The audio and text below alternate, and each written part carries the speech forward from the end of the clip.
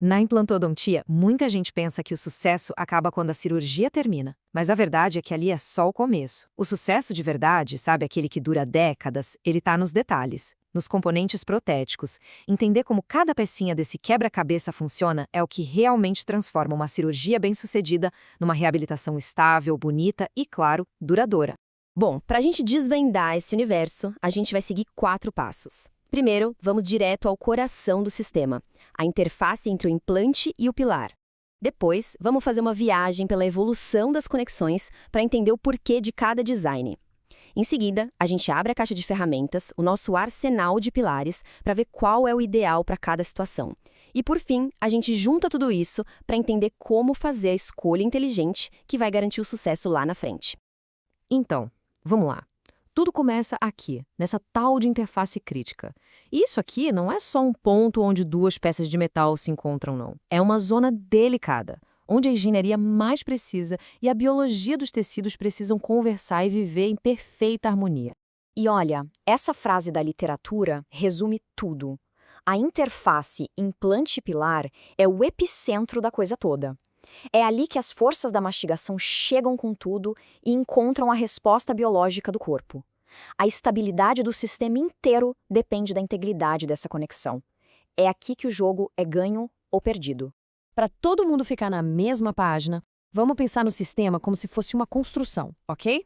O implante é a fundação, super bem ancorada lá no osso. O pilar, o abutment, é como se fosse a coluna que conecta essa fundação com a estrutura. E a prótese? Bom, a prótese é o prédio em si, a parte que a gente vê e que faz o trabalho. O sucesso de toda essa obra depende da harmonia perfeita entre essas 3 partes.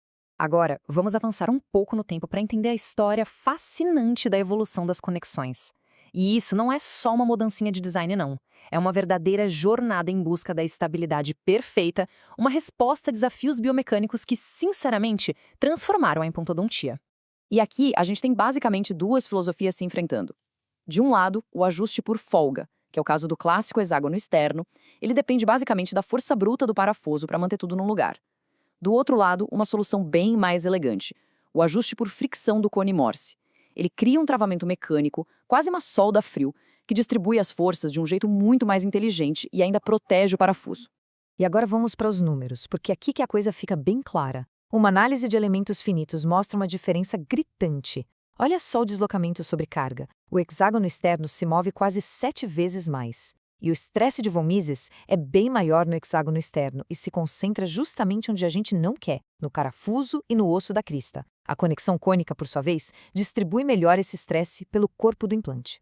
O ponto crucial aqui é este número, uma redução de 33% na concentração de estresse. Do ponto de vista biomecânico, isso é um divisor de águas. Significa menos fadiga do metal, menos risco de fratura e, o mais importante de tudo, a preservação do osso ali da margem, que é o que garante a longevidade do implante.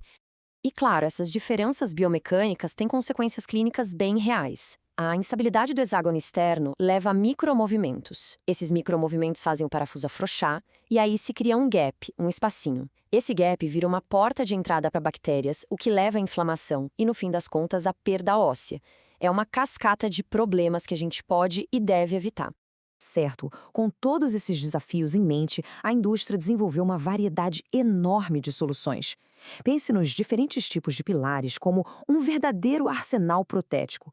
Um kit de ferramentas de alta precisão, onde cada peça foi desenhada para resolver um problema clínico específico. Vamos dar uma olhada nessa caixa de ferramentas? A gente tem desde os pilares retos, que são perfeitos para casos mais simples, até os angulados, que vêm para salvar o dia quando a posição do implante não ficou ideal. Os pilares UCL dão liberdade máxima para o laboratório. Já os personalizados, feitos com a precisão do fluxo digital, são a resposta para os casos mais complexos. Os híbridos juntam o melhor dos 2 mundos, a força do titânio com a beleza da zircônia. E os multi-unity? Esses são os heróis das reabilitações de arco total. E aqui está um clássico desse arsenal, o pilar UCL.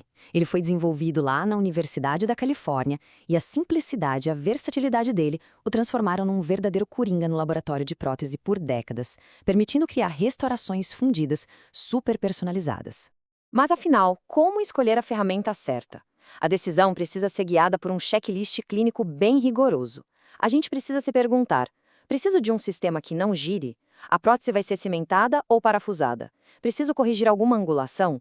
Qual é o espaço que eu tenho disponível entre as arcadas? E, por fim, qual é o perfil de emergência ideal para ter um resultado estético natural? E agora a gente chega na fase de juntar tudo. A escolha inteligente não é sobre um componente isolado. É sobre integrar todos esses princípios numa decisão clara que transforma a chance de sucesso numa certeza previsível e, principalmente, duradoura. O caminho para o sucesso protético segue 4 passos bem lógicos. Primeiro, analisar a biomecânica. Escolha a conexão mais estável que vai dissipar melhor as forças da mastigação. Segundo, avaliar o espaço. Meça, respeite o espaço protético para garantir que os materiais vão ter resistência. Terceiro, selecionar o material. Encontre aquele equilíbrio perfeito entre estética e função. E quarto, integrar o fluxo digital. Use a tecnologia a nosso favor para um planejamento reverso preciso e resultados impecáveis. Se tem uma mensagem principal para tirar de toda essa nossa conversa, é esta aqui. Uma escolha cuidadosa e bem pensada dos componentes lá no início do tratamento é o que salva a gente do retrabalho, das complicações, daquelas consultas de manutenção que frustram todo mundo. É isso que garante que o sucesso da cirurgia vai se transformar em uma reabilitação que funciona, que é estável e, acima de tudo, que deixa o paciente satisfeito por muitos e muitos anos. Para a gente fechar, fica aqui uma provocação, uma pergunta para a gente pensar junto. Com toda essa precisão do fluxo digital, com tantas opções de personalização que a gente tem hoje, será que a seleção de componentes ficou mais simples? Ou, pelo contrário, será que isso adicionou uma nova camada de complexidade que exige da gente um aprendizado constante? Fica aí a reflexão. O futuro da implantodontia está nas nossas mãos.